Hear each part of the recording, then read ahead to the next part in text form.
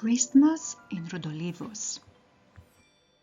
This book is dedicated to the memory of Mr. Vasileios Dimotzikis, who wrote the song The Beautiful Rodolivos. It was a frosty December day when Ioanna and Philippos returned to Rodolivos. The small village, nestled among the snow-covered mountains, looked as though it had stepped out of a fairy tale. It was the first time they would be spending Christmas at Grandpa Nikos and Grandma Chrysoulas' house, and their hearts were beating with joy. Grandpa's house had a large stove that burned steadily. Inside, everything was decorated. Colorful lights, red ribbons, and a huge Christmas tree that almost touched the ceiling. "Welcome our beloved grandchildren," said Grandpa Nikos and Grandma Chrysoula, wrapping them in a warm embrace. "This Christmas will be one you will never forget." That night, Ioanna and Philippos wrapped themselves well in their scarves and went to Ohi Square. On their previous trip, they had promised to visit the square and uncover its secrets. A celebration was waiting for them there. All the villagers were decorating the great tree in the square with ornaments, pine cones and lights. Beside the lyre, some children were singing carols, while a few of the grandfathers told old stories.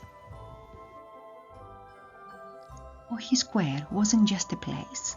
It was the heart of the village where people had gathered for years, on every national holiday and every great occasion. There, proud footsteps of school children had marched with flags and songs, along with the village's philharmonic band, the pride of Rodolivos, which takes part in every event and fills the square with melodies that unite young and old alike. With its music, the band brings life to the festivities and keeps the traditions and spirit of the village alive. At the far end of the square, beneath the trees, stood the quiet figure of Patriarch Neophytos, his gaze fixed on the moon as if he were guarding the village. His bust placed there reminds everyone of the love and devotion he had for Rodolivos, the village where he was born and raised. In the beautiful village of Rodolivos, a boy was born long ago with a heart full of dreams. Joachim, as he was called then, loved books, faith and learning. From a young age, he attended monasteries and schools to study. With the help of kind people, he reached Constantinople and became Patriarch Neophytos VIII. He always remembered his village, Rodolivos, and the people who had supported him. Today, in the square of Rodolivos, his bust stands, reminding everyone that with love, faith and perseverance, we can make our dreams come true. The next day, preparations began for the Lantern Festival. Each child in the village wrote a wish on a small piece of paper and placed it inside the lantern. In the evening, when the sky was filled with stars, everyone gathered in the square. "Ready!" shouted Grandpa Nikos. 3, 2, 1. As the lanterns rose high, lighting the sky like little stars, Ioanna and Philippos watched in awe. That evening in the square, as the lanterns brightened the dark sky, a strong breeze seemed to stir the lyre's strings, and at the same time all the villagers of Rodolivos sang their beloved village song, Beautiful Rodolivos, a melody full of love and nostalgia. The song was written by Mr. Vasileios Dimotzikis, a man who deeply loved his homeland. Its lyrics were so powerful that Ioanna was moved to tears. They reminded everyone that no matter how small a village might be, its heart beats strongly when there is love for the land. The lyrics were especially stirring in the lines, no one forgets you, my treasured village dear, for you will always remain a historic village here. You are the chief village, a picture fair and true, and that is why we love you with our heart so true. With the passage of time it will not be forgotten, and we will continue to proclaim with joy and pride, Rodolivos is alive.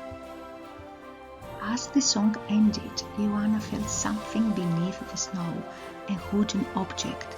Together with Philippos, she began digging until an old square box appeared.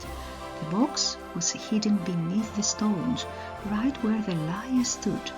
On its lid were engraved the words, "The Heart of Rodolivos." Philippos and Ioanna took the box and moved away from the crowd so they could open it quietly. They headed to the opposite side of the square, next to the statue of Patriarch Neophytos. The children opened the box in wonder. Inside there were no maps or secrets, but small objects of great meaning. "What are all these things?" wondered Ioanna. Suddenly, Neophytos' bust seemed to come to life for a moment, and in a gentle, calm voice he spoke to Ioanna and Philippos. The rose and the frankincense symbolize love, courage, and prosperity. Rodolivos is said to have taken its name from the roses that once blossomed here. The olive branch brings peace and unity, while the wooden spoon with the little crosses brings hospitality and blessing to every home. And the small key, tied with a red thread, what does it mean? Asked Philippos. Neophytos smiled. Perhaps it opens something you must build yourselves, a new story, founded upon the old. The patriarch continued saying, Rodolivos holds in strength in the people who remember, love and honor what they have inherited. If you hold this box, you keep those values alive. Ioanna took out the book they had begun to write and added, Rodolivos is not simply our village. It is the place where history, values and love for the land bind people together as a family. And so the two children realized that the true meaning of Christmas in Rodolivos wasn't only the lights or the lanterns in the sky. The secret of Rodolivos lies in the simple small things, passed from generation to generation, keeping the heart of the village alive, love for the land and working together for the common good. That same afternoon, Ioanna and Philippos sat with Grandpa and Grandma by the stove, holding the wooden box in their hands. We can't take it with us, Ioanna whispered. This box belonged to Rodolivos, added Philippos, gazing at it carefully. Grandpa Nikos looked at them with pride and emotion. You are right, he said, but you don't just have to leave it somewhere. You can hand it on as one hands over a responsibility.